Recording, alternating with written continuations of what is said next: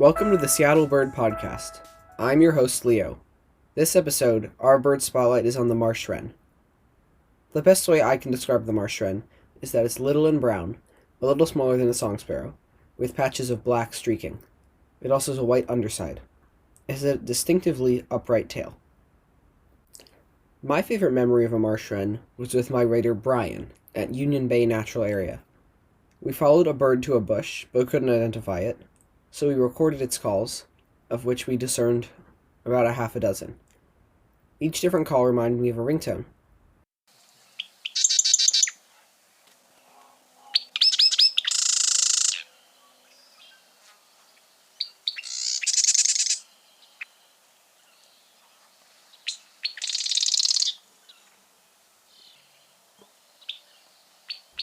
It turned out to be a marsh wren.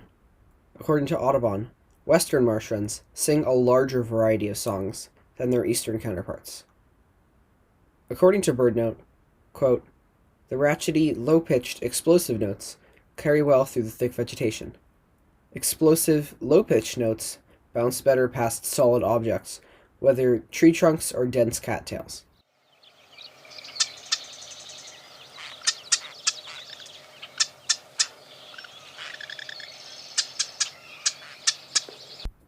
In the book Extreme Birds by Dominic Cousins, we found that many wrens are known to vandalize nests of other birds by destroying their eggs. Marsh wrens specifically attack the nests of red-winged blackbirds. If you haven't yet, remember to listen back to our episode on them. This behavior is not fully understood by scientists, but it may be used to secure a good supply of nest sites for future use. Males are known to mate with multiple females and build a multitude of dummy nests, which aren't completed, and one of which is sometimes used as a roost. One male was documented building 22 nests.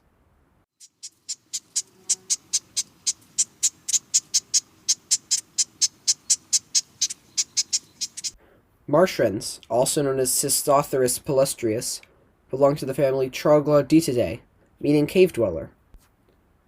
Some think the family is named that due to the tendency of wrens to hang out in crevices. Here's how Sarah P. explained a myth about wrens on an RSPB discussion page. Quote, "In one of Aesop's fables, there was a competition amongst the birds as to who could fly the highest. The winner would be declared the king of the birds. The eagle looked to be winning, but then the wren held on to the eagle's back, so that when the eagle started to tire, the wren was able to fly to victory. The wren proved that sometimes being clever can beat strength." The association of the wren being the king of the birds has stuck with many different languages. The name of the wren refers to it being king. In Japan, it's called king of the wind.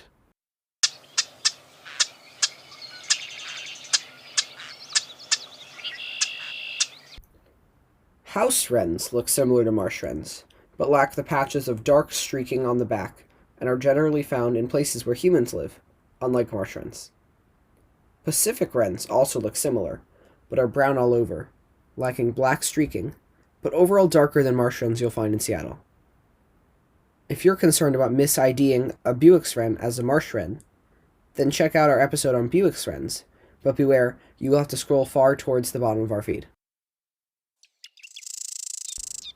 The bird calls were recorded by Robert C. Stein, Randolph Little, Thomas H. Davis, Jeffrey A. Keller, and Thomas G. Sander, and were available courtesy of the Macaulay Library at the Cornell Lab of Ornithology.